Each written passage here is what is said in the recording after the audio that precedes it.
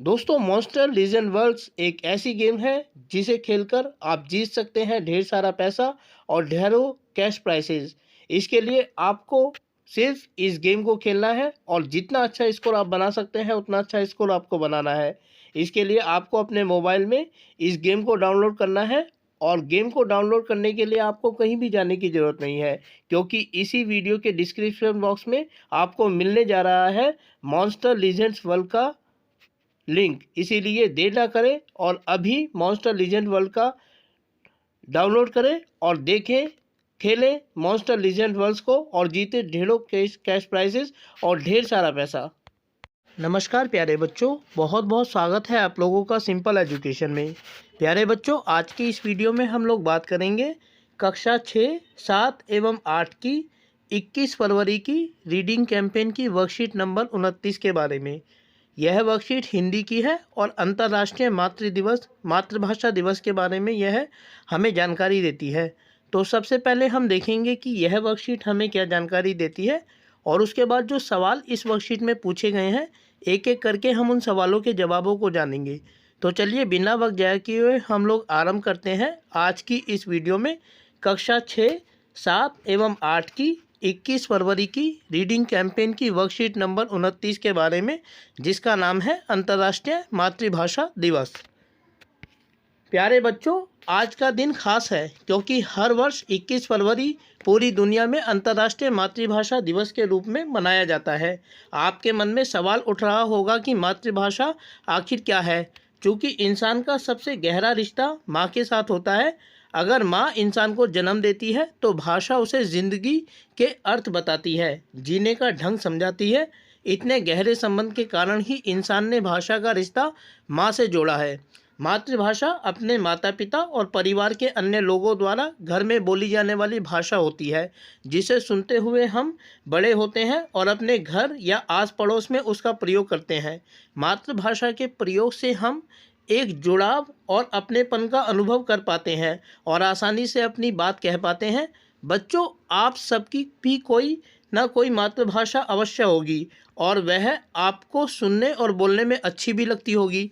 तो आइए हम इसी विषय पर निम्नलिखित गतिविधि को करते हैं। प्यारे बच्चों, एक क्लासरूम का चित्र ये है और टीचर और बच्चों के बीच होने वाली बातचीत को दिखाया गया है। तो टीचर कहती है कि बच्चों, सीढ़ी को आपकी मातृभाषा में क्या कहते हैं।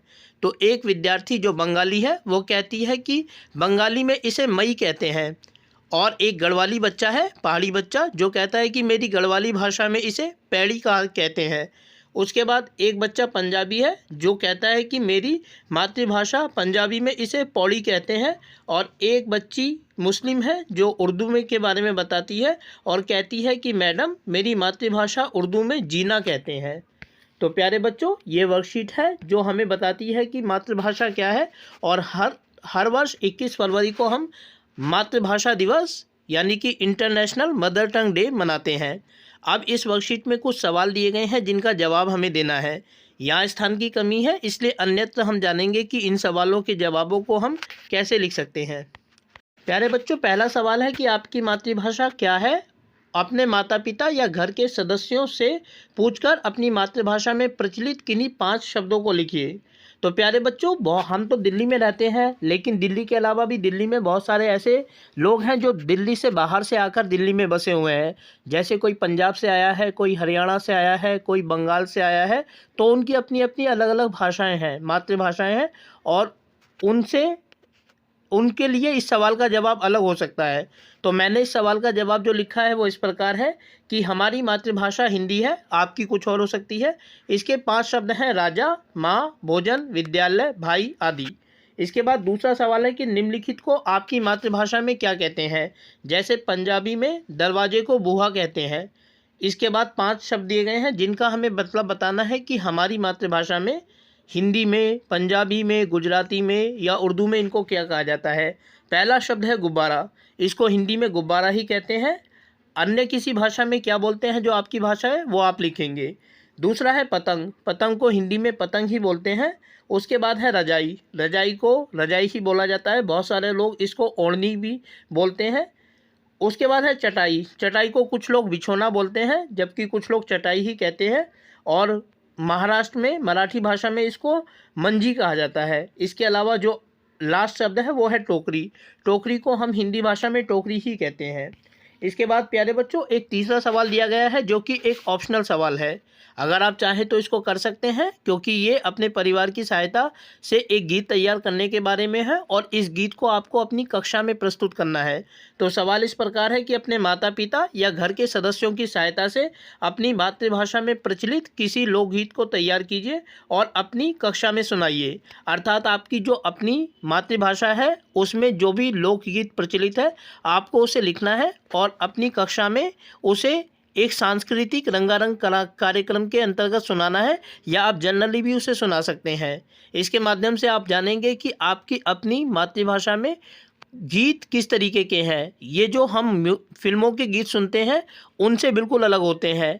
ये जो लोकगीत होते हैं हमारी भाषा, संस्कृति, इतिहास को अभिव्यक्त करते हैं और इसमें मनोरंजन से ज़्यादा हमारे लगाव और अपनेपन को दिखाया जाता है। तो प्यारे बच्चों, आज की इस वीडियो में हम लोगों ने बात की कक्षा 6, 7 एवं 8 की 21 फरवरी की रीडिंग कैंपेन की वर्कशीट नंबर 29 के बारे में, मातृभाषा दिवस के बारे में। उम्मीद करता हूं कि आप लोगों को वीडियो अच्छी लगी होगी और साथ ही आप लोगों से अनुरोध करता हूं कि यदि वीडियो अच्छी लगी तो वीडियो को लाइक और चैनल को सब्सक्राइब जरूर करें। इसके अलावा आगे आने वाले अन्य दिनों में अन्य वीडियोज़ को देखने के लिए जुड़े रहें मेरे साथ मेरे इस यूट्यूब चैनल पर, जिसका नाम है सिंपल एजुकेशन। फिलहाल आप लोगों से विदा लेना चाहूँगा। वीडियो को देखने के लिए आपका बहुत बहुत धन्यवाद।